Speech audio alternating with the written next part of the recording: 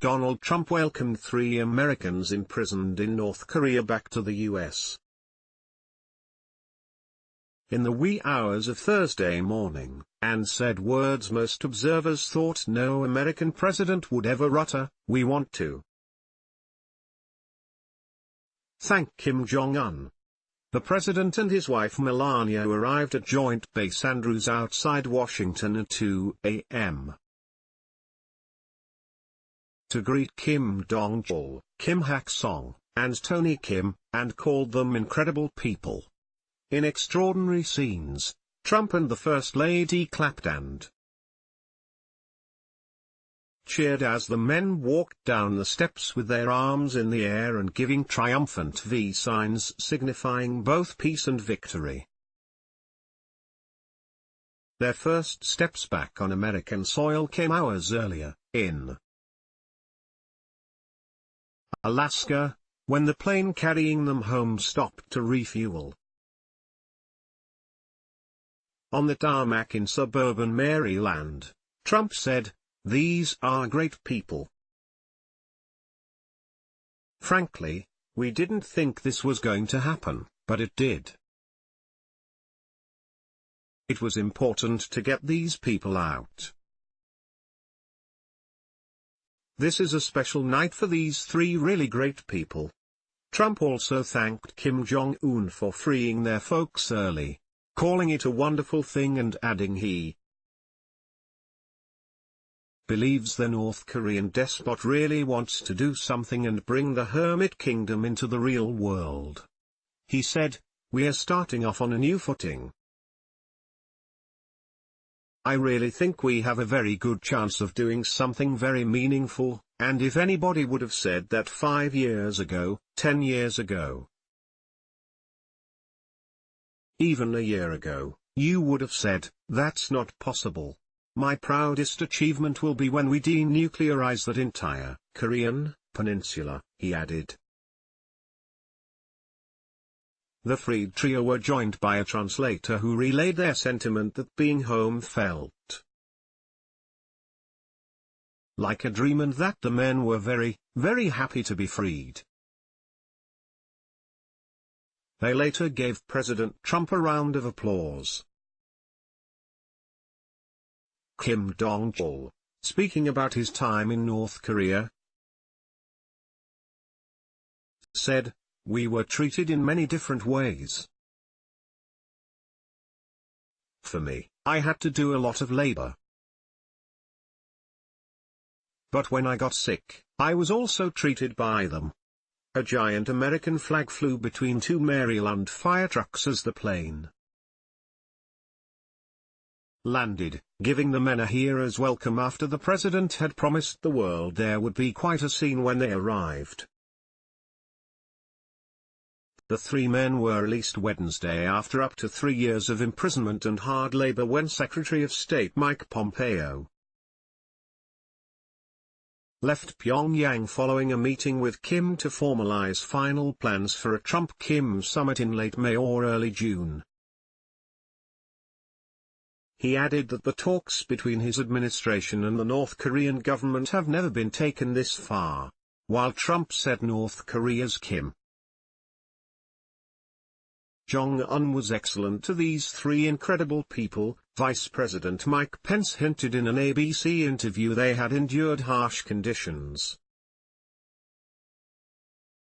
Pence said Secretary of State Mike Pompeo told him that at a refueling stop in Anchorage, one of the detainees asked to go outside the plane because he hadn't seen daylight in a very long time. Trump said he will not disclose whether he will have any personal conversations with Kim as they prepare for their historic summit in the coming weeks. But he did admit it was possible that one day he may visit Pyongyang, should peace talks continue to go well. The 3 former detainees were taken to Walter Reed National Military Medical Center for evaluation and medical treatment before being reunited with their families. Singapore is the likely site for the historic meeting between the US President and North Korea's dictator. The summit could last up to 2 days. When asked if the talks will lead to prolonged peace, their president said, "We'll see how it all works out. Maybe it will, maybe it won't, but it can be a great thing for North Korea, South Korea, Japan and the entire world. We hope it all works out." Trump said he will not disclose whether he will have any personal conversations with Kim as they prepare for their historic summit in the coming weeks. But he did admit it was possible that one day he may visit Pyongyang, should peace talks continue to go well. The 3 former detainees were taken to Walter Reed National Military Medical Center for evaluation and medical treatment before being reunited with their families. Singapore is the likely site for the historic meeting between the US President and North Korea's dictator. The summit could last up to 2 days. When asked if the talks will lead to prolonged peace, their president said, "We'll see how it all works out. Maybe it will, maybe it won't, but it can be a great thing for North Korea, South Korea, Japan and the entire world.